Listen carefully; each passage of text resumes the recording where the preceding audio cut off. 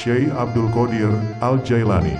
Beliau merupakan ulama besar, salah satu tokoh spiritual muslim yang mempunyai pengaruh besar. Namanya pun banyak dikenal oleh masyarakat Indonesia, baik oleh masyarakat awam maupun di kalangan santri dan ulama. Syekh Abdul Qadir Al-Jailani adalah pendiri tarekat Qadiriyah. Beliau dijuluki sebagai pemimpin para wali, Sultan Al-Aulia, dan pemuka para sufi, Imam Al-Asfiyah. Nasab Syekh Abdul Qadir Al-Jailani sampai kepada Rasulullah melalui ayahnya sepanjang 14 generasi. Ayahnya bernama Al-Imam Sayyid Abi Solim Musa Zangi Dausat. Dia adalah seorang ulama fuqaha ternama pada mazhab Hambali, dan garis silsilah keluarganya berujung pada Hasan bin Abi Thalib, menantu Rasulullah Shallallahu Alaihi Wasallam, dan melalui ibunya sepanjang 12 generasi yang bernama Ummul Khair Fatimah binti Abdullah Al-Samai Al-Husaini. Ia termasuk keturunan Rasulullah dari jalur Siti Fatimah binti Muhammad Sallallahu Alaihi Wasallam. Karena itu, ia diberi gelar pula dengan nama Sayyid. Syekh Abdul Qadir Al-Jailani memang termasyhur sebagai seorang Sunatul Aulia, penghulu para wali Allah, yang banyak memiliki karomah, bahkan sejak sebelum ia lahir ketika masih dalam kandungan. Ibunya bermimpi bertemu Rasulullah Shallallahu Alaihi Wasallam bersama sejumlah sahabat, para mujahidin, dan para wali. Dalam mimpinya, Rasulullah bersabda kepadanya, "Wahai Abu Sholih, Allah Subhanahu wa Ta'ala akan memberi amanah seorang anak laki-laki yang kelak akan mendapat pangkat tinggi dalam kewalian, sebagaimana aku mendapat pangkat tertinggi dalam kenabian dan kerasulan." Keistimewaan Syekh Abdul Qadir Al-Jailani sudah tampak ketika dilahirkan pada 1 Ramadan 471 Hijriah di Jailan dekat Tabaristan, sebelah selatan Laut Kaspia, Iran, saat sang ibundanya sudah berusia 60 tahun. Setelah dilahirkan, Syekh Abdul Qadir Al-Jailani tak pernah menyusui kepada ibunya pada siang hari di bulan Ramadan. Sang bayi baru menangis, minta disusui saat matahari tenggelam di ufuk barat, yang menandakan datangnya waktu maghrib. Dan uniknya, keanehan itu dimanfaatkan oleh warga Jihan sebagai tanda waktu untuk berbuka puasa dan juga waktu imsak. Di samping itu, Syekh Abdul Qadir Al-Jailani juga dikenal sebagai alim dan wara. Hal ini berikatan dengan ajaran sufi dan tasawuf yang diajarinya. Ia suka tirakat, melakukan riyadoh, dan mujahadah melawan hawa nafsu. Beliau juga ahli dalam bidang ilmu fikih dan usyul fikih. Karena itu, banyak ulama yang menjuluki Muhyiddin, penghidup agama, di depan namanya. Dibanding ajaran-ajarannya, justru pengenalan masyarakat terhadap beliau lebih dominan pada segi karomah, keajaiban-keajaiban, keluar biasaan, dan kesaktian atau keampuhannya yang bersumber pada kitab-kitab manaqib yang banyak beredar di kalangan masyarakat. Dari perjalanan hidup Syekh Abdul Qadir Al-Jailani, ada banyak hal yang perlu kita ambil pelajaran dari beliau, antara lain sifat kejujurannya, pengamalan zikir, wirid, dan karya-karyanya, juga nasihat-nasihatnya.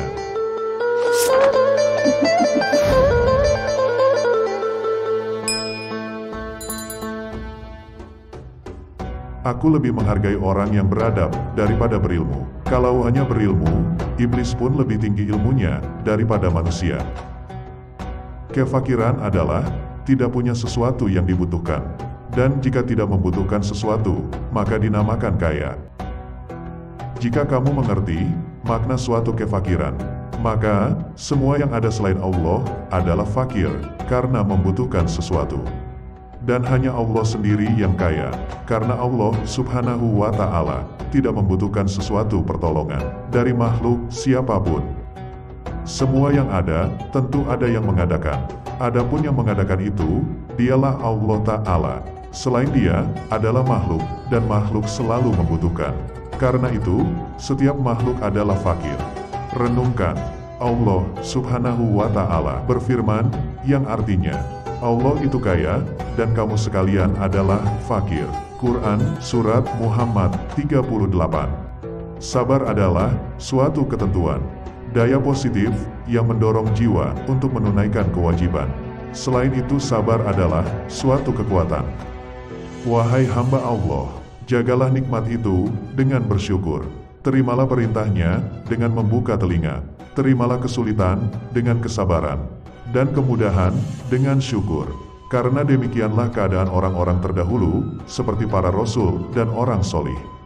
Mereka selalu bersyukur terhadap nikmat yang diberikan kepadanya, dan mereka selalu bersabar atas musibah dan kesulitan yang sedang menimpa dirinya. Apabila kamu tidak sabar, tatkala tertimpa suatu penyakit dan musibah, dan juga tidak bersyukur tatkala memperoleh kenikmatan, berarti kamu bukan seorang mukmin sejati. Di antara kebenaran Islam seseorang adalah terletak dalam kepasrahan jiwanya. Iman itu ada dua bagian, sebagian berisi sabar dan sebagian berisi syukur. Al-Hadis. Wahai hamba Allah, terkadang Allah Ta'ala menjelaskan hukuman di dunia ini dengan memberikan ujian dan cobaan yang berbagai bentuk, seperti cobaan jasmani dan rohani yang berupa penyakit, kecelakaan, sakit, gelisah, duka cita, rasa tidak aman, kehilangan harta kekayaan, kebakaran, dicuri orang, dan kematian. Ujian dan cobaan yang menimpa manusia itu ada dua penyebab, yaitu 1. Disebabkan kedurhakaan terhadap Allah oleh manusia itu sendiri, sebagai balasan untuk menghapus dosa kedurhakaannya itu sendiri, dan agar manusia menjadi sadar atas kedurhakaannya itu. 2. Karena takdir Allah sendiri untuk menguji hambanya, dan kelak di akhirat akan diganti dengan rahmat dan keridoannya, kalau yang diuji itu bersabar dan tawakal kepadanya. Ingatlah bahwa menuruti hawa nafsu itu akan menghalangi orang melakukan kebenaran, dan panjang angan-angan itu menjadikan orang lupa akhirat dan lupa Allah Subhanahu wa Ta'ala. Sesungguhnya, yang aku takutkan kepadamu ada dua macam, mengikuti hawa nafsu dan panjang angan-angan. Al-Hadis. Janganlah kamu berbicara berlebih-lebihan, karena bahayanya banyak bicara adalah kedustaan. Orang yang banyak bicaranya itu, banyak pula dustanya. Barang siapa beriman kepada Allah Subhanahu wa Ta'ala dan hari akhir, maka hendaklah ia berbicara yang baik atau diam. Al-Hadis. Janganlah kamu menyebut-nyebut kebaikan yang pernah kamu berikan kepada seseorang, karena yang demikian itu dapat menghilangkan pahalamu. Jika ada orang yang berbuat kebaikan kepadamu, sedang kamu tak dapat membalasnya, maka pujilah dia dan sebut-sebutlah. Berterima kasihlah kepada orang lain atas kebaikan mereka kepadamu, dan balaslah kebaikannya itu jika kamu mampu. Kasihanilah orang lain, niscaya Allah Subhanahu wa Ta'ala mengasihani kamu. Jika kamu tidak mengasihi orang lain, maka Allah Subhanahu wa Ta'ala tidak akan mengasihimu. Sedikitkan permintaanmu kepada orang lain, karena hal itu merupakan suatu kehinaan pada dirimu. Sabda Nabi, tiadalah Allah Subhanahu wa Ta'ala memberi suatu nikmat kepada seseorang, lalu ia mengucapkan Alhamdulillah, melainkan sikap dan ucapan yang demikian itu lebih besar daripada nikmat itu sendiri, meski sebesar apapun nikmat itu. Hendaklah kamu suka mentaati Allah Subhanahu wa Ta'ala. Niscaya Allah Subhanahu wa Ta'ala akan mencintaimu dan menjadikan makhluknya cinta kepadamu. Wahai hamba Allah, jauhkanlah dirimu dari orang yang kotor mulut. Janganlah kamu duduk dengan orang-orang yang lemah akhlaknya. Dari Ibnu Mas'ud, nilailah manusia itu dengan teman-temannya, karena seseorang itu hanya berteman dengan orang yang seperti dirinya. Janganlah kamu bertengkar dengan seseorang, sekalipun kamu benar. Jika kamu hendak melakukan sesuatu dari urusan dunia, maka pikirkanlah akibatnya. Wahai hamba Allah, terimalah permintaan maaf orang yang meminta maaf kepadamu, dan tariklah apa yang kamu benci. Sabda Nabi, barang siapa meminta maaf kepada saudaranya sesama muslim, lantas dia yang dimintai maaf tidak menerimanya, maka dia berdosa sebagai orang yang berbuat jahat. Al-Hadis. Wahai hamba Allah, sambunglah orang yang memutuskan hubungan denganmu, maafkanlah orang yang menganiaya dirimu, dan berilah orang yang tidak pernah memberi sesuatu kepadamu. Wahai hamba Allah, manusia telah disediakan celaan dan pujian, seperti musim panas dan musim dingin, atau seperti siang dan malam. Keduanya sama-sama tidak lepas dari pengawasan Allah Subhanahu wa Ta'ala. Oleh karena itu, tidak seorang pun yang mampu mendatangkan celaan dan pujian, atau salah satunya, kecuali dengan izin Allah Subhanahu wa Ta'ala. Apabila hal tersebut telah jelas bagimu, maka kamu tidak perlu bangga dengan pujian dan tidak cemas dengan adanya celaan. Orang-orang yang beriman itu tetap bertahan dari cobaan dan ujian Allah Subhanahu wa Ta'ala. Bahkan cobaan dan ujian tersebut malah mengantarkan dirinya ke puncak kebaikan, baik di dunia maupun di akhirat. Dalam menghadapi cobaan dan ujian tersebut adalah menerima dan sabar dalam menghadapinya tanpa mengadu kepada orang lain atau meminta bantuan pada selain Allah Subhanahu wa Ta'ala. Bahkan saat itu, dia lebih giat dan lebih sibuk bersama Allah Azza wa Jalla. Wahai hamba Allah, janganlah kamu merasa suka jika seseorang ditimpa sesuatu yang kamu sendiri tidak suka mengalaminya. Hati-hatilah, jangan sekali-kali Anda menyakiti orang mukmin, sebab penyakit orang mukmin adalah satu racun dalam tubuh orang-orang yang menyakitinya, dan juga merupakan faktor penyebab kefakiran dan disiksanya. Janganlah kamu melakukan perbuatan rahasia yang tidak baik jika kamu lakukan secara terang-terangan. Jagalah dirimu dari segala sesuatu yang dapat menimbulkan dugaan yang tidak baik mengenai agamamu dan duniamu. Janganlah kamu melanggar apa yang kamu larang. Apabila kamu berkata, hendaklah yang ringkas, jangan ngawur. Wahai hamba Allah, hormatilah orang yang mencintaimu, serta balaslah kecintaannya dengan mencintainya pula. Janganlah kamu marah, bukan karena Allah Subhanahu wa Ta'ala. Dan janganlah kamu memerintahkan orang untuk melakukan kebaikan, kecuali kamu sendiri mulai melakukannya. Janganlah kamu melarang orang dari melakukan keburukan, sebelum kamu sendiri mulai meninggalkannya. Wahai hamba Allah, jadilah kamu orang yang benar, tentu kamu akan baik. Jadilah kamu pembenar dalam hukum, tentu kamu baik dalam keilmuan. Jadilah kamu baik dalam perasaan, tentu kamu baik dalam kenyataan. Setiap keselamatan yang ada dalam ketundukan kepada Allah Subhanahu wa Ta'ala adalah sebagai perwujudan dari melaksanakan segala perintah dan menjauhi segala larangannya, serta sabar atas ketentuannya. Barang siapa menuruti Allah Subhanahu wa Ta'ala, tentu Allah Subhanahu wa Ta'ala mengabulkan permohonannya dan doanya, dan siapa yang tunduk kepada Allah Subhanahu wa Ta'ala, tentu orang lain akan tunduk kepadanya. Jika kamu ingin melakukan sesuatu yang merupakan ketaatan kepada Allah Subhanahu wa Ta'ala, maka janganlah kamu menunda-nunda. Jika kamu dapat melakukannya segera, karena dirimu sendiri tak dijamin aman dari peristiwa-peristiwa yang bakal terjadi.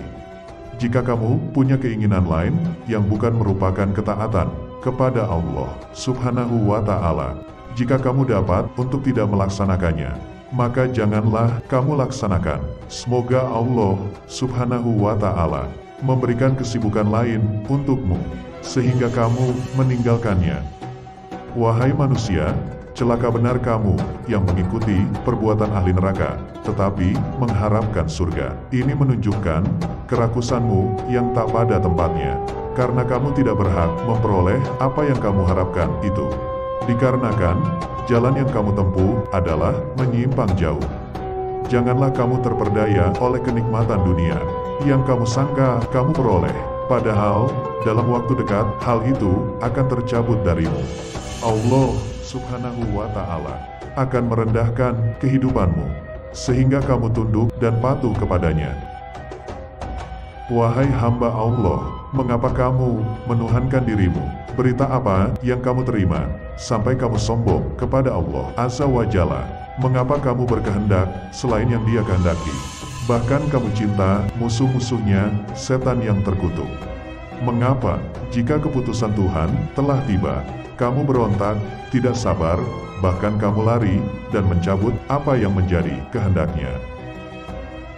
Wahai hamba Allah, apabila kamu bersumpah untuk melakukan sesuatu yang bukan merupakan ketaatan kepada Allah Subhanahu wa Ta'ala, maka janganlah kamu melaksanakannya, dan bayarlah kafarat tebusan untuknya. Wahai hamba Allah, bertobatlah kamu.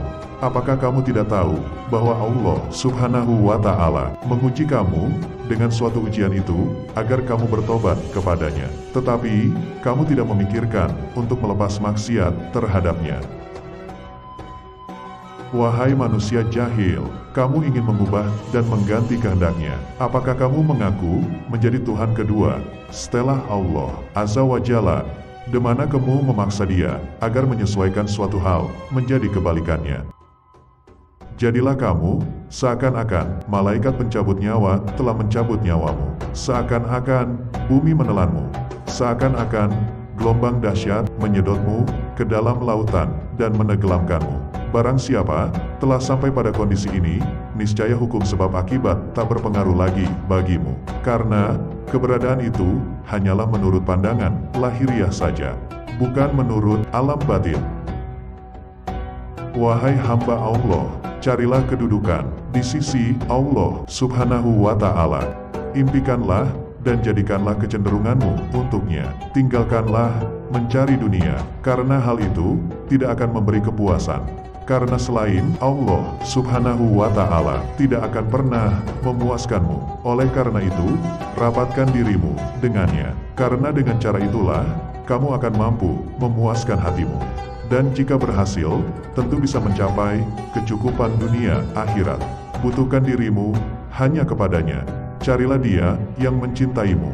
Cintailah Dia yang mencintaimu, dan sibukkan dirimu bersamanya, agar kamu termasuk orang-orang yang selalu mencintainya dan dicintainya. Tinggalkanlah berbesar diri di hadapan Allah Subhanahu wa Ta'ala, atau terhadap sesamamu, karena perbuatan itu termasuk di antara sifat orang sombong, yang muka mereka akan diasah oleh Allah Subhanahu wa Ta'ala dengan api jahanam. Termasuk orang sombong pula jika kamu marah kepadanya.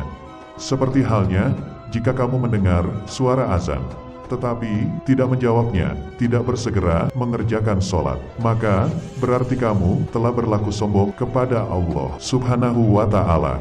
Dan bila manusia berbuat aniaya terhadap sesamanya, berarti ia telah berbuat sombong di hadapannya. Dilihat dari sasarannya, ada 3 macam sombong. 1. Sombong kepada Allah Subhanahu wa Ta'ala, dalam arti tidak memperhatikan sama sekali ancaman-ancaman Allah Subhanahu wa Ta'ala. Syariat Allah dianggap suatu hal yang remeh dan tidak mau mengamalkannya. Kalau manusia sudah bersifat seperti itu, maka tidak tertutup kemungkinan timbul dalam jiwanya sifat jahat, tidak peduli lagi terhadap aturan-aturan yang berlaku. 2. Sombong kepada Rasulullah Sallallahu Alaihi Wasallam, yaitu tidak mengindahkan sama sekali aturan-aturan Rasulullah Sallallahu Alaihi Wasallam. Bahkan Rasulullah dianggap sebagaimana manusia biasa yang tak perlu diperhatikan ucapannya. Dan hadis-hadis Rasulullah Sallallahu Alaihi Wasallam dianggapnya seperti omongan manusia yang tidak mengandung hikmah dan pelajaran bagi manusia. Ia lebih mementingkan pikirannya daripada ucapan Rasulullah Sallallahu Alaihi Wasallam. 3. Sombong terhadap sesama manusia, yaitu orang lain dianggap hina dan rendah, tidak perlu dihormati, dan bila perlu manusia harus menghormat kepadanya. Akhirnya, timbul rasa bangga terhadap dirinya sendiri. Ingin dihormati, ingin diperhatikan, dan lain-lain sifat tercela tumbuh dalam jiwanya. Orang yang sombong tidak pantas bagi dirinya, kecuali memperoleh siksa neraka. Janganlah kamu menganggap dirimu lebih berharga, lebih mulia, lebih terhormat, lebih kuat, lebih gagah, dan lebih pandai daripada orang lain. Karena sifat demikian adalah kesombongan, di mana karena mempunyai sifat serba merasa lebih inilah, akhirnya menolak kebenaran dan merendahkan orang lain. Sombong adalah menolak kebenaran dan menghinakan orang lain. Al-Hadis. Tolonglah orang yang teraniaya, dan belalah dia semampumu. Serta cegahlah tangan orang zalim agar tidak melakukan kezaliman. Sabda Nabi, barang siapa berjalan dengan orang yang teraniaya, sehingga ia dapat menetapkan haknya, maka Allah Subhanahu wa Ta'ala akan mengukuhkan kakinya pada hari tergelincirnya kaki-kaki manusia, hari kiamat. Berilah pendidikan yang baik kepada orang yang kamu kuasai urusannya dan pendidikannya, dan orang yang wajib kamu perhatikan. Sabda Nabi, janganlah kamu angkat tongkatmu kepada keluargamu, melainkan takut-takutilah mereka kepada Allah Subhanahu wa Ta'ala. Siapa yang tidak berbudi dengan pendidikan syariat, niscaya dia akan dididik dengan api neraka di hari kiamat nanti. Ilmu pengetahuan itu tidak bermanfaat apabila tidak diamalkan. Dalam kegelapan, kamu memerlukan sedikit sinar, yaitu hukum Allah Subhanahu wa Ta'ala, yang harus diamalkan hari demi hari, tahun demi tahun, sehingga buahnya dapat kamu nikmati. Sabda Nabi, barang siapa hari-harinya sama, berarti ia tertipu. Dan barang siapa hari kemarin lebih baik daripada hari ini, berarti ia tertutup dari rahmat. Al-Hadis. Jadilah engkau orang yang berakal, dan janganlah jadi pendusta. Kau mengatakan, saya ini takut kepada Allah Subhanahu wa Ta'ala, tetapi engkau justru takut kepada selainnya. Janganlah engkau takut kepada jin, manusia, dan malaikat. Janganlah takut kepada hewan, baik yang dapat berbicara maupun yang bisu. Juga jangan takut kepada siksaan dunia maupun akhirat, tetapi takutlah kepada Zat yang menyiksa. Jika kamu orang yang berakal, tentu kamu akan meraih keimanan untuk bekal ketika bertemu dengan Allah Azza wa Jalla, dan tentu akan bersahabat dengan orang-orang yang soleh, serta mengambil mereka sebagai suri tauladan yang baik dalam perkataan dan perbuatan, sehingga hari demi hari keimanan dan keyakinanmu akan bertambah. Lalu kemudian Allah Azza wa Jalla akan memurnikan keimananmu dan membina perangaimu, serta menumbuhkan kesadaran hatimu dalam menerima perintah dan larangan. Jika tauhid, ikhlas, makrifat, dan mahabbah kepada Allah Azza wa Jalla telah benar-benar meresap dalam lubuk hatinya, maka datanglah kepadanya keteguhan pendirian dan kelonggaran mutlak. Datang pula kepadanya kekuatan raksasa dari Allah Azza wa Jalla. Ia dengan kekuatannya itu sanggup memikul beban berat makhluk tanpa payah. Ia mendekati mereka, ia menuntut mereka. Segala sibukannya hanya untuk kemaslahatan mereka, namun tidak melalaikannya daripada Tuhannya walau sekejap masa. Orang yang zuhud selalu berusaha lari dari makhluk, tetapi orang zuhud yang kamil tidak demikian. Ia tidak berusaha menghindari mereka, karena ia sudah mencapai darjat arif billah, makrifat kepada Allah Subhanahu wa Ta'ala. Bila kolbu seorang hamba telah sampai usyul kepada Tuhannya, maka dia menjadikan hamba itu selalu memerlukannya, mendekati diri kepadanya, memberikan kedudukan tinggi kepadanya. Wahai hamba Allah, sibukkanlah dirimu untuk membantu orang-orang yang terjepit, orang-orang yang teraniaya. Berikanlah waktumu kepada orang-orang fakir miskin yang terpedaya, karena jika waktumu tersita untuk menolong hamba-hamba Allah Subhanahu wa Ta'ala adalah sama halnya kamu menolong Allah Azza wa Jalla. Sabda Nabi, apabila seorang hamba malas dalam beramal, niscaya Allah Azza wa Jalla mengujinya dengan rasa duka cita. Al-Hadis. Siapapun yang malas beramal, maka akan memperoleh cobaan dari Allah Subhanahu wa Ta'ala, berupa duka cita, kegoncangan, dan kesusahan. Ujian itu mungkin berupa surutnya rezeki, sehingga hatinya ragu dan susah. Dan ujian duka cita itu menetap dalam hatinya, sehingga apapun yang dihadapinya selalu dihantui oleh perasaan susah dan goncang. Hatinya tidak tenang, perasaannya selalu pesimis, dan selalu dihantui perasaan kurang baik, kurang banyak, kurang cantik, kurang sempurna. Di mana perasaan goncang seperti itu karena malas beramal dan sedikitnya melakukan ketaatan kepada Allah Azza wa Jalla. Wahai hamba Allah, tunduklah kamu kepadanya untuk mencari ridhonya. Jagalah sesuatu yang diberikan dan yang menyebabkan siksa. Taat kepada Allah Subhanahu wa Ta'ala adalah melaksanakan segala perintah dan menghentikan segala yang dilarang, serta bersabar atas ketentuannya. Orang mukmin yang berjiwa qanaah hanya perlu sedikit saja harta dunia. Ia masuk keribaan Tuhannya dengan mengajukan permintaan, permohonan, tawaduk, dan taubat kepadanya. Bila diberi sesuatu yang ia inginkan, ia bersyukur kepada Allah Subhanahu wa Ta'ala atas pemberiannya itu. Bila tidak, ia sabar menerima apa-apa yang menjadi irodahnya, tanpa mengajukan protes dan tanpa menentang. Ia tidak menuntut kekayaan dengan cara menjual agamanya, menampilkan sikap riak dan nifak, seperti yang kau lakukan, hai orang hipokrit.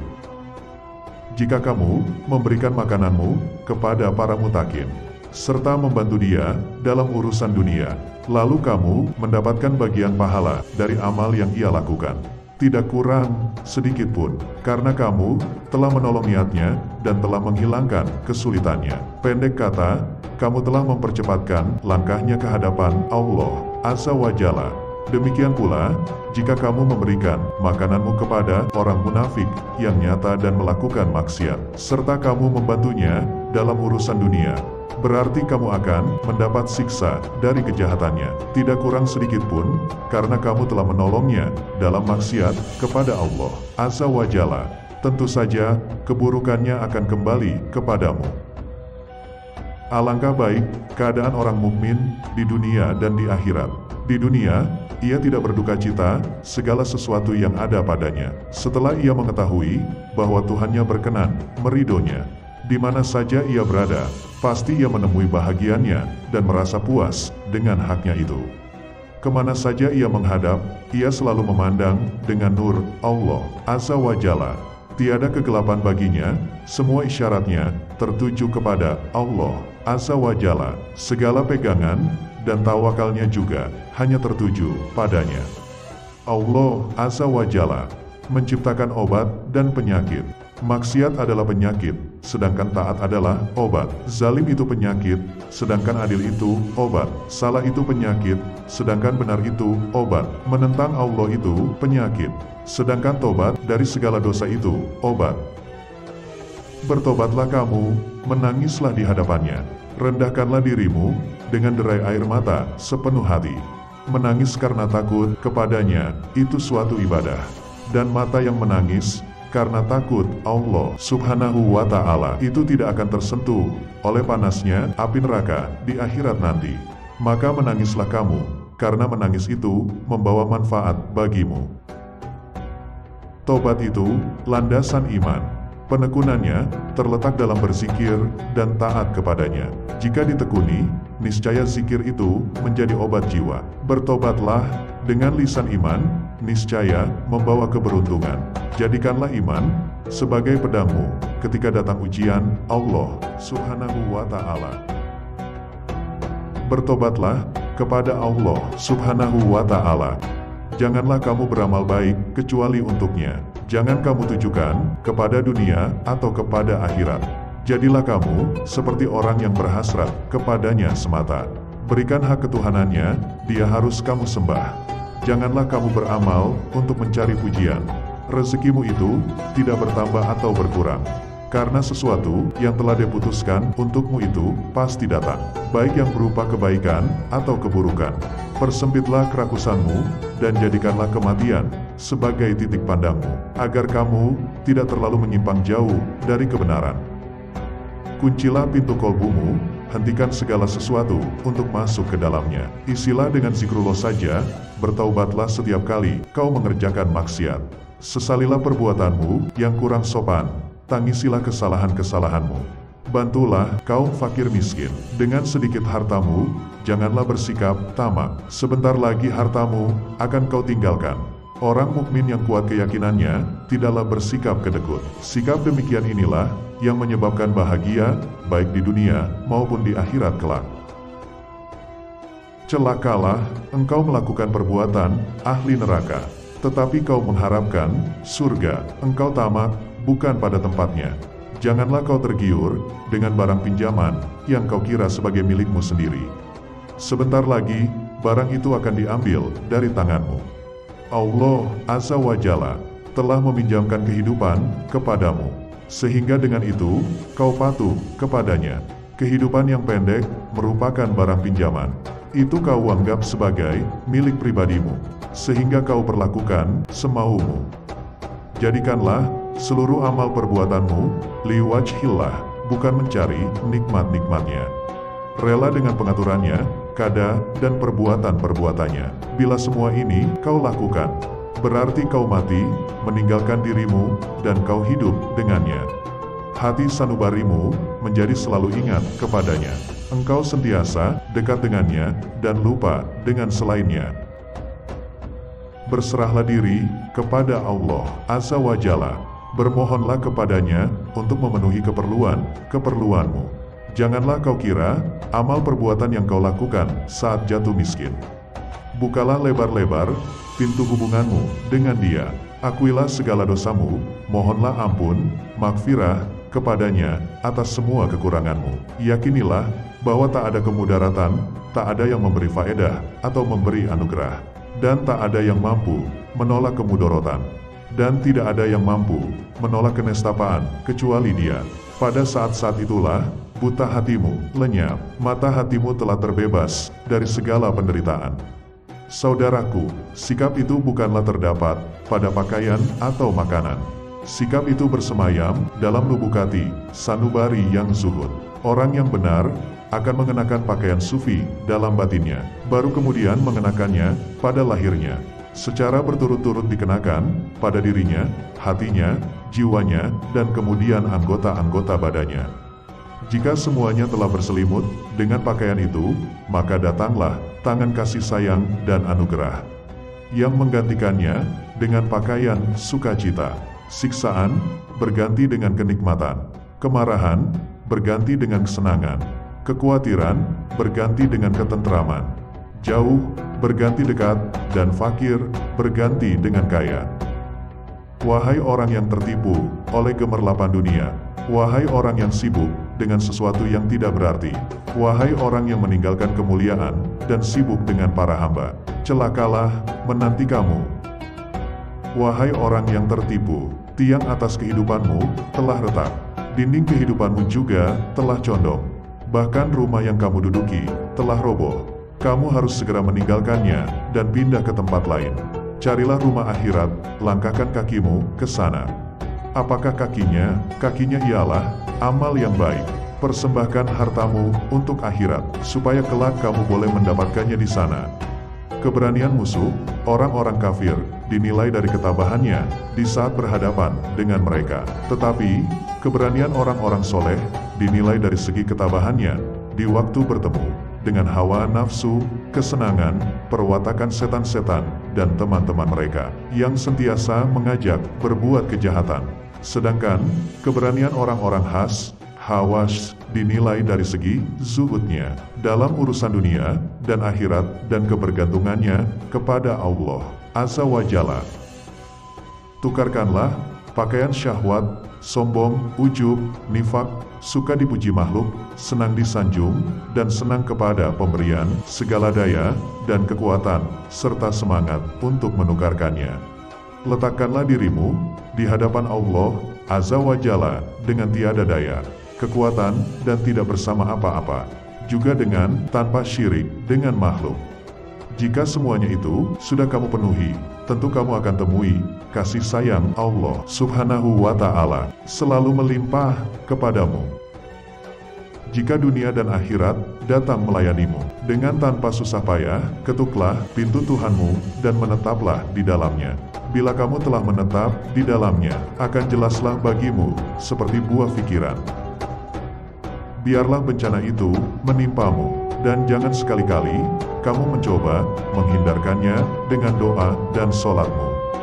Dan jangan pula kamu merasa tidak senang dengan kedatangan bencana itu. Karena panas api bencana itu tidak sehebat dan sepanas api neraka. Sebenarnya, bencana yang datang kepadamu itu bukannya akan menghancurkanmu, melainkan sebenarnya adalah akan mengujimu, mengesahkan kesempurnaan imanmu, menguatkan dasar kepercayaanmu, dan memberikan kabar baik ke dalam batinmu. Allah Subhanahu wa Ta'ala berfirman, dan sesungguhnya kami benar-benar akan menguji kamu, agar kami mengetahui orang-orang yang berjihad dan bersabar di antara kamu, dan agar kami menyatakan baik buruknya hal ihwalmu. Janganlah bersusah payah untuk mendapatkan keuntungan, dan jangan pula mencoba menghindarkan diri dari malapetaka. Keuntungan itu akan datang kepadamu jika memang sudah ditentukan oleh Allah Subhanahu wa Ta'ala untukmu. Baik sengaja mencarinya maupun tidak, malapetaka itu pun akan datang menimpamu jika memang telah ditetapkan oleh Allah Subhanahu wa Ta'ala untukmu. Baik kamu membencinya maupun mencoba menghindarkannya dengan doa dan sholat, atau menghadapinya dengan penuh kesabaran karena hendak mencari keridhaan Allah Subhanahu wa Ta'ala. Fikirlah bahwa di dunia ini suatu yang kamu cintai tidak akan kekal selamanya. Tidak abadi, pasti fana. Jika hal ini telah benar-benar kamu sadari, tentu kamu tak akan melupakannya walau sekejap pun. Namun kebanyakan, tak ada manusia yang mengingatkan hal itu. Barang siapa telah merasakan, berarti telah mengetahuinya. Manusia yang demikian adalah termasuk salah satu dari mereka yang tidak tahan tinggal bersama makhluk. Janganlah kamu takut kepada makhluk, dan janganlah kamu berharap kepada mereka, karena hal itu menunjukkan betapa lemahnya imanmu. Hendaklah engkau istiqomah dalam cita-citamu, sehingga engkau memperoleh ketinggian. Karena Allah Subhanahu wa Ta'ala akan memberimu sesuatu yang layak dengan cita-citamu, dengan kebenaran dan keikhlasanmu. Bersungguh-sungguhlah engkau, song-song dan kejarlah, karena sesuatu itu tidak akan datang kepadamu begitu saja, tanpa berusaha memperolehnya. Sedangkan engkau mempunyai kewajiban untuk melakukan amal kebaikan, sebagaimana engkau diwajibkan untuk mencari rezeki.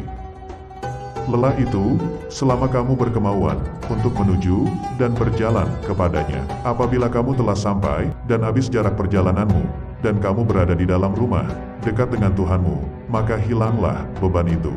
Maka tetaplah terhibur dengannya yang berada di dalam hatimu, dan kamu akan bertambah, sehingga kamu mengambil sesuatu di sampingnya. Mulanya kamu kecil, kemudian menjadi besar. Apabila kamu sudah besar, maka hati penuh dengan Allah, maka tidak ada jalan, dan tidak ada sudut bagi hati untuk selainnya. Jika kamu ingin sampai kepada ini, maka jadilah kamu mengikuti perintahnya, mencegah segala larangannya, berserah diri kepadanya, dalam kebaikan dan keburukan, kaya dan fakir, mulia dan hina. Janganlah kamu menghendaki kelebihan dan kekurangan. Janganlah mencari kemajuan dan kemunduran, sebab ketentuan telah menetapkan bahagian masing-masing. Setiap orang di antara kamu tak diwujudkan, melainkan telah ditentukan catatan mengenai pengalaman hidupnya secara khusus. Malulah kamu kepada Allah Subhanahu wa Ta'ala. Lihatlah dengan mata hatimu, rendahkan dirimu di hadapannya, letakkan dirimu di bawah lintasan kekuasaannya. Bimbinglah jiwamu untuk senantiasa mensyukuri nikmat-nikmatnya. Raihlah sinar keterangan dengan mengarungi segala cobaan dan rintangan. Jika semuanya telah benar-benar ada pada dirimu, maka karomah, keluhuran, dan surga Allah Subhanahu wa Ta'ala akan kamu dapati baik di dunia maupun akhirat. Kenalilah Allah Subhanahu wa Ta'ala janganlah rasa bodoh terhadapnya. Taatlah kepadanya, jangan mendurhakainya. Ridolah atas ketentuan takdirnya, jangan kau ingkari. Kenalilah Al-Haq Azza wa Jalla melalui ciptaannya. Dialah Allah, Maha Pencipta, pemberi rezeki yang awal dan yang akhir, yang lahir dan yang batin, yang kadim, yang abadi, dan yang bebas berbuat sesuai dengan kehendaknya. Aku mengajak kamu menghadap kehadirat Allah Azza wa Jalla. Aku mengajak kamu ke ambang pintunya dan untuk taat kepadanya, bukan kepada dirimu. Orang munafik tak mungkin mengajak makhluk ke hadapan Tuhan, melainkan mengajak menghadap kepada diri mereka. Mereka mencari penghormatan dan pengakuan serta tamak kepada hal duniawi. Jadikanlah akhiratmu itu sebagai modalmu, dan jadikan dunia itu sebagai keuntunganmu. Gunakanlah seluruh waktumu untuk menghasilkan akhiratmu. Lalu apabila dari waktumu itu ada sedikit yang tersisa, maka gunakanlah untuk berusaha dalam urusan duniamu dan mencari penghidupanmu. Janganlah kamu melihat amalmu, walaupun anggota-anggota badanmu bergerak untuk amal, dan hatimu beserta zat yang mana amal itu ditujukan kepada Allah. Apabila hal ini sempurna bagimu, maka hatimu menjumpai mata yang dapat melihat, makna menjadi bentuk yang goib menjadi hadir, berita menjadi terang. Hamba apabila baik karena Allah, maka dia bersamanya dalam semua keadaan. Dia mengubahnya, menggantikannya, dan memindahkannya dari satu keadaan kepada keadaan yang lain. Seluruhnya menjadi berarti, seluruhnya menjadi keimanan, keyakinan, pengetahuan, pendekatan, dan kesaksian. Seluruhnya menjadi siang tanpa malam, sinar tanpa gelap, jernih tanpa keruh, hati tanpa nafas, rahasia tanpa kasar, fana tanpa wujud, gaib tanpa hadir. Seluruhnya menjadi kitab goib dari mereka dan dirinya. Seluruh ini pangkalnya adalah jinak kepada Allah Subhanahu wa Ta'ala, sehingga kejinakan ini sempurna antara kamu dan Allah Subhanahu wa Ta'ala. Apabila kebenaran keimananmu telah terbukti dan kamu dapat menyesuaikan diri dengan kehendak dan perbuatan Allah Subhanahu wa Ta'ala, dan dengan izin Allah juga, maka hendaklah kamu tetap bersabar dan ridho serta patuh kepadanya. Janganlah kamu melakukan apa saja yang dilarang oleh Allah Subhanahu wa Ta'ala. Apabila perintahnya telah datang, maka dengarkanlah, perhatikanlah, bersegeralah melakukannya. Senantiasalah kamu bergerak dan jangan bersikap pasif terhadap takdir dan perbuatannya. Tetapi pergunakanlah seluruh daya dan upayamu untuk melaksanakan perintahnya itu. Terimalah nasib dengan zuhud, tidak dengan kebencian. Orang yang makan sambil menangis tidak sama dengan orang yang makan sambil ketawa. Dalam menerima segala ketentuannya, senantiasalah hatimu dengan Allah Azza wa Jalla. Berserah dirilah atas keburukan nasib. Kamu makan sesuatu yang diberikan oleh tabib dan sesuai dengan obatnya adalah lebih baik daripada makan sesuatu yang kamu sendiri tidak mengetahui asal-usulnya. Selama hatimu keras terhadap amanat, maka hilanglah rahmat darimu, dan hilanglah pula segala yang ada padamu. Hukum-hukum syariat itu amanat yang dibebankan kepadamu, sedangkan kamu meninggalkan dan mengkhianatinya. Tiada guna lagi jika amanat telah lenyap dari hatimu. Di antara ciri orang yang arif billah Azza wa Jalla adalah ia selalu sabar menerima berbagai malapetaka dan rela terhadap semua kada dan ketentuan-ketentuan takdirnya dalam segala ehwalnya, baik berkenaan dengan pribadinya, ahlinya, dan semua makhluk sesamanya. Syirik itu ada kalanya dalam lahir dan ada kalanya dalam batin. Syirik lahir ialah menyembah kepada selain Allah Subhanahu wa Ta'ala.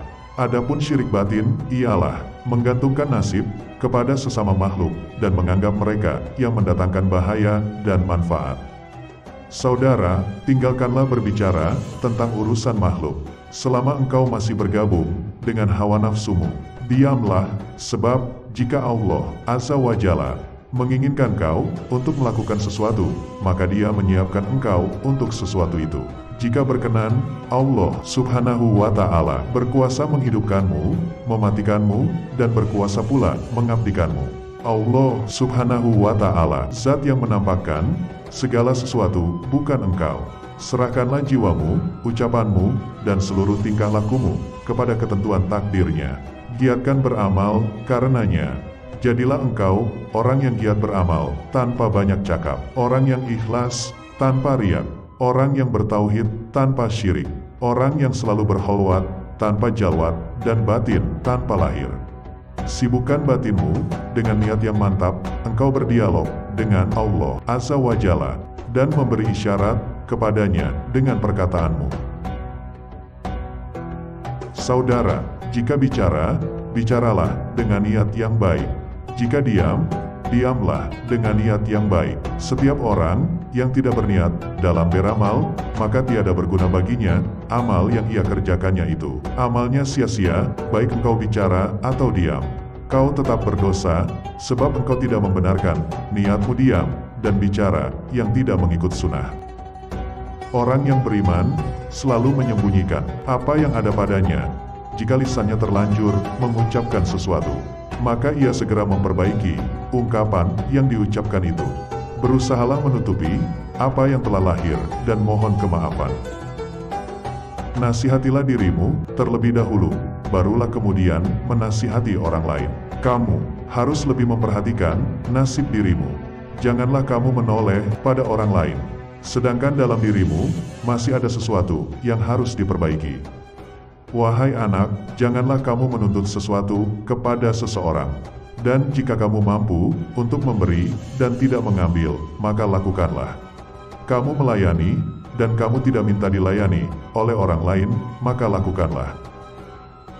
Bersopanlah yang baik terhadapnya dan terhadap makhluknya. Sedikitlah berbicara yang tidak berguna bagimu. Ubahlah karenanya sesuatu yang dia benci dari nafsumu, sehingga dia memberimu apa yang kamu sukai. Jalan itu luas, berdirilah dan teguhlah. Beramallah dan jangan lalai, selama tali dengan dua ujungnya di tanganmu. Mohonlah pertolongan kepadanya atas sesuatu yang menjadikan kebaikanmu. Kendarailah nafsumu, jika tidak, ia akan mengendarai kamu. Nafsu itu tukang memerintahkan keburukan di dunia, dan tukang mencela di akhirat. Kuasailah nafsumu, kalau tidak, maka ia yang akan menguasaimu. Nafsu selalu mengajak kejahatan dalam soal dunia dan akhirat. Jauhilah orang-orang yang menjauhkan kamu dari Allah Azza wa Jalla, seperti kamu menjauhi binatang buas. Berbuatlah sesuatu untuk Allah Azza wa Jalla. Sesungguhnya, orang yang berbuat sesuatu untuk Allah Azza wa Jalla akan beruntung. Barang siapa yang mencintai Allah Azza wa Jalla, maka dia akan mencintainya. Dan barang siapa yang menghendaki Allah Azza wa Jalla, maka dia akan menghendakinya. Dan barang siapa yang mengenali Allah Azza wa Jalla, berarti ia telah mengenal dirinya sendiri. Nafsu seseorang selalu menentang dan membangkang. Maka barang siapa ingin menjadikannya baik, hendaklah ia bermujahadah, berjuang melawannya sehingga terselamat dari kejahatannya. Hawa nafsu semuanya adalah keburukan dalam keburukan. Namun, apabila telah terlatih dan menjadi tenang, berubahlah ia menjadi kebaikan di dalam kebaikan.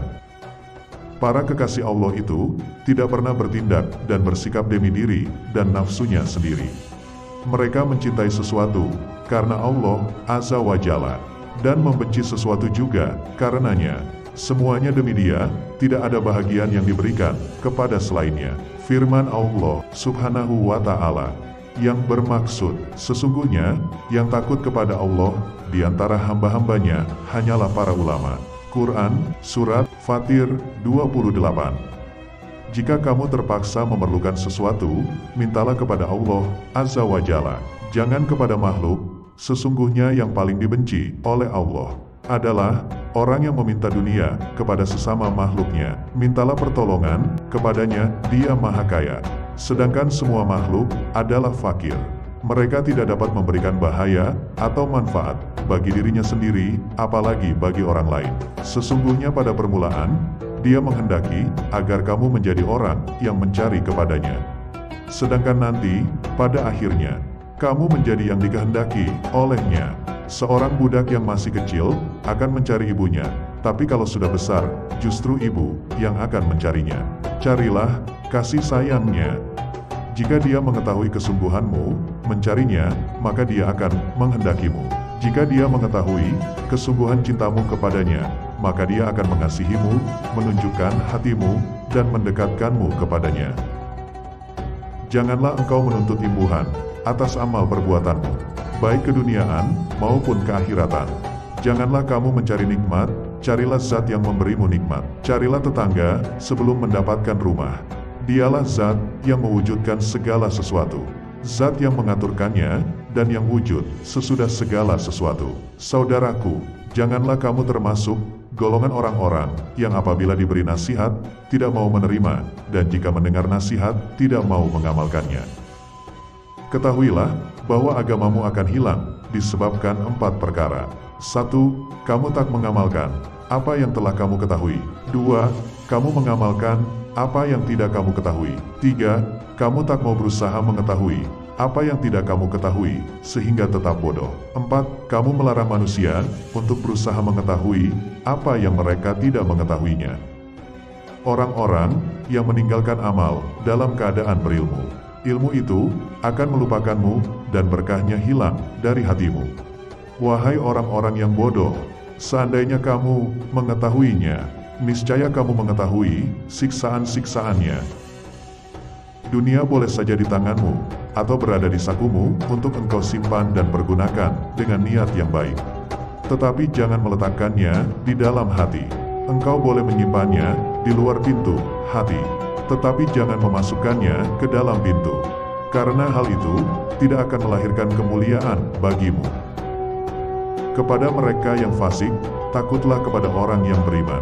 Jangan bergaul dengan dia selagi kamu masih bergelumang dengan kemaksiatan yang keji. Sebab orang-orang mukmin dengan cahaya ilahi mengetahui apa yang ada dalam dirimu. Mereka mengetahui syirik dan munafikmu dengan melihat tindakan dan gejolak yang ada di balik dirimu. Mereka melihat celah dan aibmu. Barang siapa tidak mengetahui tempat keberuntungan, lalu dia jelas tidak akan beruntung. Jika demikian, berarti berubah akalmu, dan teman-temanmu pun berubah akal pula. Sabda Nabi Muhammad Sallallahu Alaihi Wasallam yang bermaksud, takutlah kamu dengan firasat seorang mukmin, sebab ia memandang sesuatu dengan cahaya ilahi. Dekatilah ulama yang mutakin, sebab bergaul dengan mereka dapat mendatangkan barokah. Janganlah kamu dekati ulama yang tidak mengamalkan ilmunya, sebab bergaul dengan mereka dapat menimbulkan aib. Bila kamu berhubungan erat dengan orang yang lebih takwa dan lebih banyak ilmunya daripadamu, maka kamu akan mendapat barokah daripadanya. Bila kau bergaul dengan orang yang lebih tua umurnya daripada umurmu, tapi ia tidak bertakwa kepada Allah Azza wa Jalla, maka pergaulanmu itu akan menimbulkan aib. Beramallah karena Allah Azza wa Jalla. Jangan beramal karena selainnya. Beramal karena selainnya adalah syirik. Wahai mereka yang jahil, pada mulanya, engkau haruslah bergaul dengan para syekh, membinasakan nafsu, kesenangan, dan segala sesuatu selain Allah Azza wa Jalla. Engkau harus selalu menghadap pintu rumahnya, yakni para syekh. Baru setelah itu, pisahkan dirimu dengan mereka. Bersilalah di persadamu sendirian, hanya bersama Allah Azza wa Jalla. Jika semuanya itu telah engkau capai, niscaya engkau akan jadi obat bagi makhluk, menjadi petunjuk yang menuntut mereka atas selain Allah Azza wa Jalla. Kembalilah kepadanya dengan melangkahkan kaki kalbumu, agar pintu anugerahnya tidak dikunci untukmu. Karena bila sudah terkunci jiwamu, kekuatan, kekayaan, dan hartamu tidak akan diberkatinya. Hendaklah kamu berserah diri dan bertawakal sepenuhnya kepada Allah Subhanahu wa Ta'ala di dalam segala hal, agar Dia memanifestasikan kerjanya melaluimu. Jika kebaikan yang didapati, maka bersyukurlah, dan jika bencana yang menimpamu, bersabarlah dan kembalilah kepada Dia. Kemudian, rasakan keuntungan yang didapati dari apa yang kamu anggap sebagai bencana itu. Lalu tenggelamlah di dalam dia melalui perkara itu sejauh kemampuan yang kamu miliki. Dengan cara keadaan rohani yang telah diberikan kepadamu. Dengan cara inilah kamu dinaikkan dari satu peringkat ke peringkat lainnya yang lebih tinggi dalam perjalanan menuju Allah Subhanahu wa Ta'ala, supaya kamu dapat mencapai Dia. Kemudian, kamu akan disampaikan kepada satu kedudukan yang telah dicapai oleh orang-orang sidik, para syuhada, dan orang-orang soleh sebelummu. Dengan demikian, kamu akan dekat dengan Allah, agar kamu dapat melihat kedudukan orang-orang sebelummu dalam menuju Raja yang Maha Agung itu. Di sisi Tuhan Allah lah, kamu mendapatkan kesentosaan, keselamatan, dan keuntungan. Orang mukmin mengawal dirinya dengan membangun batinnya, kemudian membangun lahirnya. Sebagaimana orang yang membangun rumah membelanjakan sejumlah uangnya untuk mengisi rumahnya itu sebelum pintunya terbuat rapi. Orang itu dikatakan dekat dengan Allah Subhanahu wa Ta'ala selama dia meluangkan waktunya untuk berzikir setiap hari. Jika dia mengetahui kesungguhanmu mencarinya, maka dia akan menghendakimu. Jika dia mengetahui kesungguhan cintamu kepadanya, maka dia akan mengasihimu, menunjukkan hatimu, dan mendekatkanmu kepadanya. Hendaklah engkau selalu ingat kepada Allah Azza wa Jalla dan mengadakan hubungan batin dengannya, sebab Allah Azza wa Jalla adalah Zat yang memenuhi keperluanmu di dunia dan di akhirat, memeliharamu di waktu hidup dan matimu. Dia juga yang menghindarimu dari segala macam bencana. Hendaklah engkau sentiasa berpegang kepada kolam yang jelas kebenarannya, sejelas coretan tinta hitam ke atas lembaran putih. Mengabdilah kepadanya, sehingga ia mengabdimu, dan ia memimpin tangan kalbumu, dan membawanya ke hadirat Tuhanmu, Allah Azza wa Jalla. Mengamalkan isinya, menyebabkan hatimu memiliki dua sayap, yang dapat kau buat terbang, untuk menghadap kepada Tuhanmu, Allah Azza wa Jalla. Bersopanlah yang baik terhadapnya dan terhadap makhluknya. Sedikitlah berbicara yang tidak berguna bagimu. Nasihatilah dirimu terlebih dahulu, kemudian baru orang lain. Anda harus memelihara nafsumu, jangan kamu mengira kesalahan orang lain, sebab dirimu masih memerlukan pembaikan. Adakah Anda tahu bagaimana membersihkan orang lain, bagaimana menonton orang lain? Padahal yang dapat memimpin manusia adalah orang-orang yang awas. Hanya peranan ulung yang dapat menyelamatkan orang lain yang tenggelam dalam lautan. Hanya orang yang mengetahui Allah Subhanahu wa Ta'ala yang dapat mengarahkan umat manusia ke arah jalannya. Tidaklah cakapan yang diperlukan untuk berbakti kepada Allah Subhanahu wa Ta'ala, melainkan perbuatan nyata. Ketahuilah, nakol tidak dapat dihasilkan oleh akal. Nas tidak dapat meninggalkan kias. Sesuatu yang sudah jelas tidak perlu penjelasan lagi. Apalagi halnya berdasarkan prasangka atau pengakuan. Harta benda orang lain tidak boleh diambil hanya dengan pengakuan, tanpa dikuatkan oleh saksi. Sabda Rasulullah Shallallahu Alaihi Wasallam yang bermaksud, seandainya manusia itu diterima dakwaannya, niscaya satu kaum mengaku memiliki hubungan darah dengan kaum lainnya, dan juga mengakui harta bendanya. Namun, kesaksian itu diwajibkan atas mudi dan sumpah atas orang yang ingkar. Mulut yang terampil tiada gunanya jika hatinya bodoh. Dan sabdanya lagi, yang paling aku khawatirkan atas umatku ialah manusia hipokrit, munafik yang pandai berkata-kata. Para badal al-abdal itu adalah khawas al-khawas yang memberikan fatwa syarak, kemudian memandang urusan Allah Azza wa Jalla, perbuatan, kehendak, dan ilhamnya. Hal-hal yang di luar itu adalah benar-benar binasa dalam kebinasaan. Para al-abdal sentiasa membantu kamu. Apa yang kamu lakukan? Apakah kamu teguh atau sebaliknya, kamu benar ataukah bohong? Barang siapa yang tidak menyetujui kadar ketentuan Allah Subhanahu wa Ta'ala, maka ia tak akan dikasihi dan tidak pula diakui. siapa tidak rela dengan keputusan Allah Subhanahu wa Ta'ala, maka ia tidak diridhoinya. Siapa tidak memberi, maka takkan diberi. Siapa tak mau berkunjung, maka ia tidak dikarunia kendaraan. Firman Allah Subhanahu wa Ta'ala yang bermaksud, dan apa yang diberikan Rasul kepadamu, maka terimalah dia, dan apa yang dilarangnya bagimu, maka tinggalkanlah. Kembalilah kau kepada Allah Azza wa Jalla dengan memperbaharui Islam, memperbaiki taubat dan ikhlasmu sebelum datangnya maut.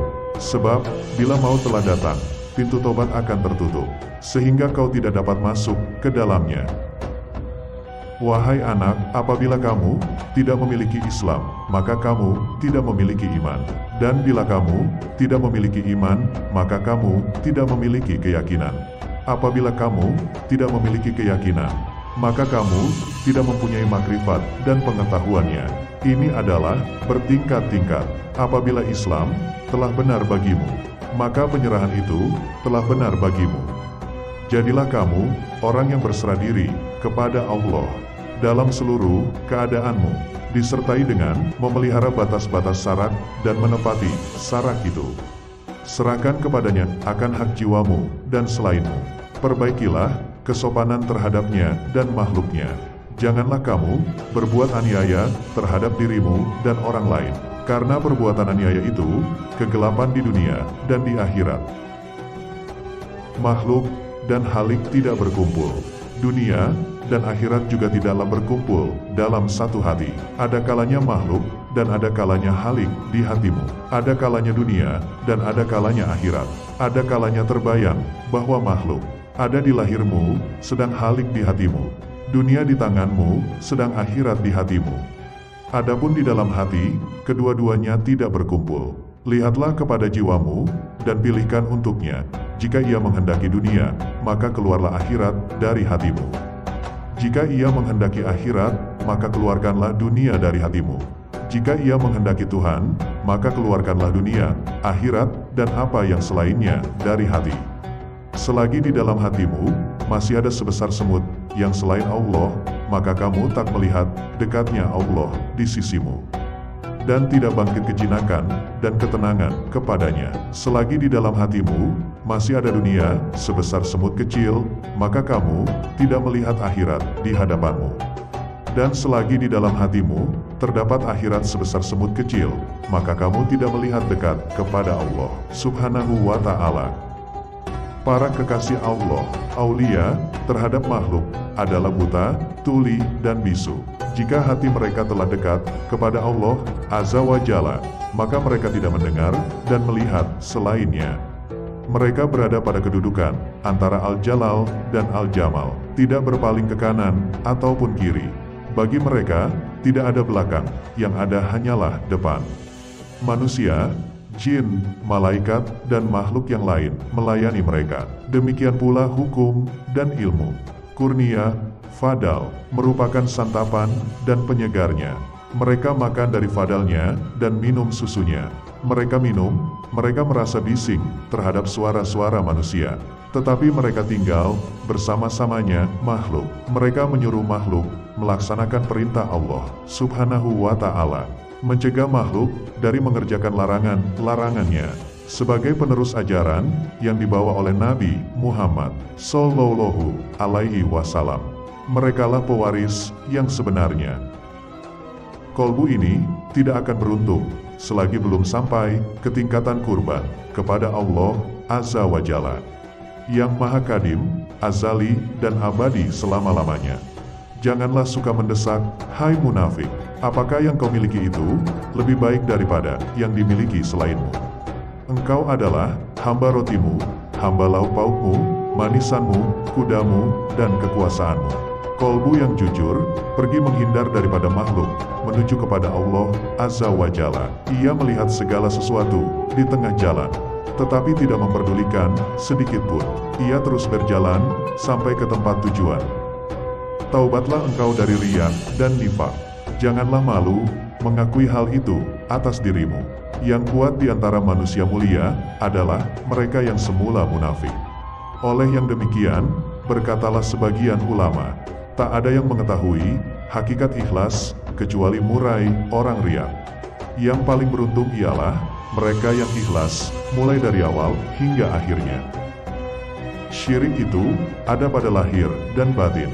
Syirik lahir ialah menyembah berhala, sedangkan syirik batin ialah berpegang kepada makhluk dan memandang mereka dapat memberi kemudaratan dan manfaat.